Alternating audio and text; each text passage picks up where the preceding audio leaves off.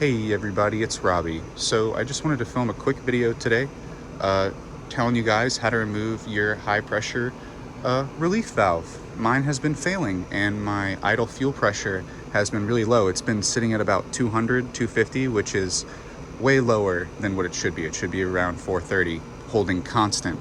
I also can't go past 6,000 RPM and I can't hit watt. It'll just cut out. So today I'm going to be replacing my relief valve in an attempt to fix that. So the forum pages are down, so I figured I'd do a little walkthrough. This is the quickest and easiest way. You don't have to take off any of your manifolds or anything like that because that would take way too long. So let's get it started. First things first, you're gonna wanna pull this fuse right here. If you have a Gen 2, it's the circuit fuse. It says it labeled on the box, and you're gonna wanna go into your car and start it. And it'll die because you're getting out all the fuel out of the system up front, just so when you take off the fuel lines you don't spray yourself with a gallon of gas or E85 or whatever. But yeah, that's first things first. You just want to clear up all the fuel. Now to start removing things. First things first, whole intake, your whole box has to come out. So I had a Corksport stage 2 intake that I removed all the way up until the inlet. If you have the stock one, I'm not sure where it ends, so you may have to remove a little bit more, but you just need access to this general area right here. So after the air box is done, you're also going to remove the hose to the bypass valve, if you have a front mount intercooler like I do. If you don't, you're going to want to remove your top mount. So for that step, you're going to remove that bypass valve hose if you have it, and or remove your top mount intercooler unit, just so you have, again, more room to get through.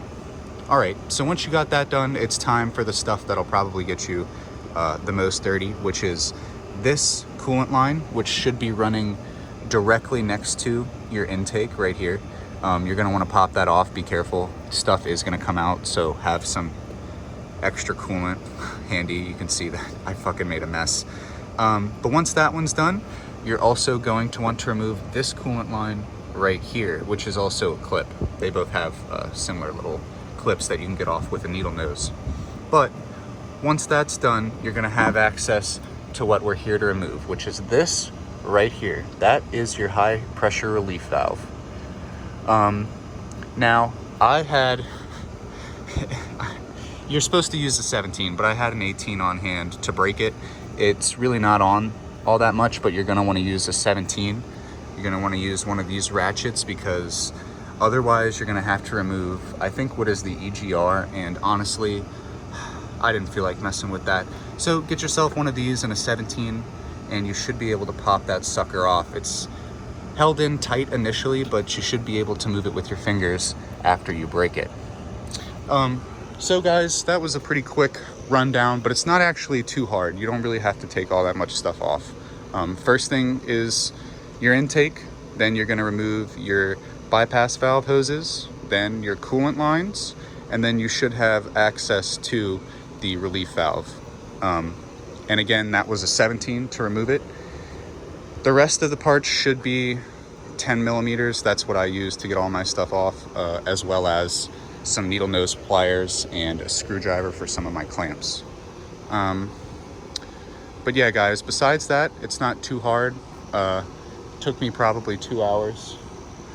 But yeah, the hardest part is getting off these fuel lines. I'm only pointing at this one because they use the same clip. So if you need to practice removing the fuel line from the high pressure relief valve, you can practice on this one right here. The best bet is going to be either a knife or a screwdriver, and you're going to have to get it from this side. You're going to have to go that way to pry it down. It's hard. It's hard as dick, but I know you'll get it. Just be careful. Don't break the clip, okay? Don't break the clip because you'll be screwed. But besides that, guys, it's really not all that hard, and we'll see if it makes a difference. It's Robbie. It's much later in the day now. I'm home. Got the new relief valve in. As you can see, this is the old one. Bad news is I guess I didn't put the fuel rail on right. Not fuel rail on. Line I didn't put the fuel line back on correctly, so now it's leaking a bit. So I guess I fixed one thing and caused another problem. But anyway, speaking of fixing something, replacing this did fix my issue. And the issues that I had were my idle fuel pressure was at 250 or 200, 250, so very low. You know, you're supposed to be hovering around 430. Two, when going watt, it would cut out at around 5,506 unless it just would cut out altogether. So it wouldn't go to red line, and you couldn't go watt, and you couldn't go over 130 miles an hour, but that may be separate. So those three things. So it's cutting out, I can't go watt, and it just feels pretty bad overall to floor. But with this new pressure relief valve, I'm sorry, I'm tired. With this new pressure relief valve, my idle fuel pressure went up, so and I can go watt without it cutting out. So I would say that replacing this fixed my issue. So if you're having similar problems, then I would try this first before doing something like replacing your whole high pressure fuel pump, because that's a little bit more expensive, a little more time consuming. But yeah, guys, I hope that helped some of you out. Oh, here's a quick little test for these, if you want to know if yours is failing, if you've taken it off. If you can blow in it and if you can hear air passing through, that means it has for sure failed. So here, let's see if y'all can hear it. Listen to all that air. God, that's so bad. But yeah, guys, so if you're having any of those problems, I would for sure at least try this, especially before anything else might happen, anything worse. So yeah, guys, hope you have a good one, and I'll film some new stuff soon. Bye.